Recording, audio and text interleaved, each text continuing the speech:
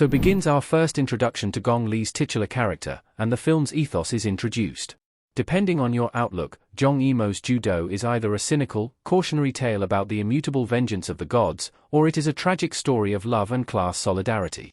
Either way, Zhang's third feature, which is now 35 years old, captivates anew in 4K. Judo's inherent contradictions are sometimes a gift of moral reckoning.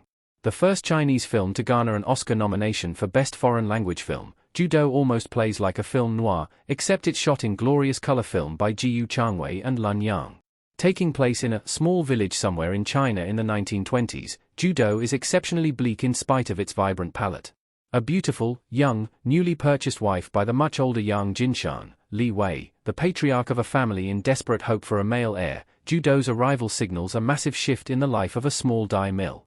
Jinshan operates his business mostly off the back of his adopted nephew, Tianqing, Li Baotian, whom he treats with abject cruelty. He also treats his new wife even harsher, tying her up and raping her repeatedly. An insinuation is made that Jinshan's past two wives have died by his abuse. Perhaps because of their mutual suffering, Tianqing and Judo are smitten almost immediately upon their first meeting, and a dangerous lust is born. Zhang would go on after this to craft some of China's most memorable wuxia, a Chinese historical fantasy genre centering martial artists, including Hero, House of Flying Daggers, the Matt Damon vehicle The Great Wall, as well as huge prestige dramas, Raise the Red Lantern, To Live. Judo's captivating intimacy is nonetheless overshadowed by most of those works. Not yet the rounded dramatist he would become, Zhang's film is morally confusing. Liu Heng's script, based on his own novel Fuxi, begins by engendering us to this star-crossed couple via the evil Jinshan, who is a caricature of patriarchy.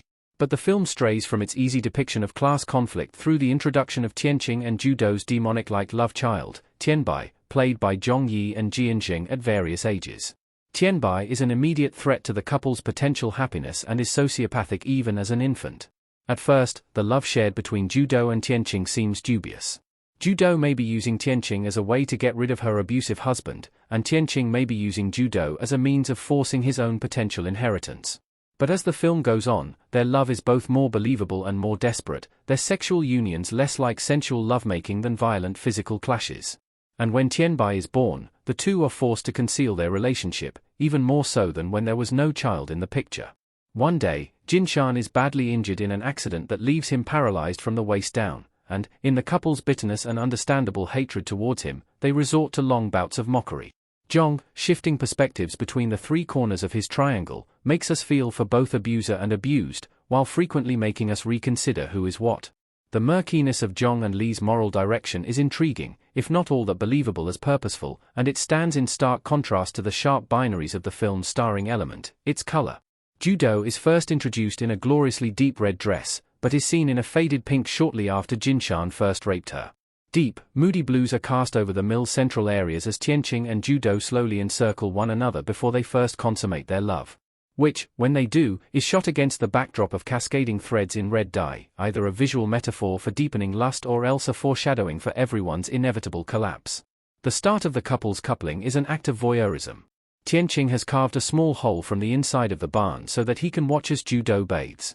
The young woman is quick to catch on to being watched, and after a series of Jinshan's beatings, she decides to reveal herself in spite of, or perhaps because of the knowledge of Tianqing's covert eyes. "Look at what's being done to me," she seems to be saying.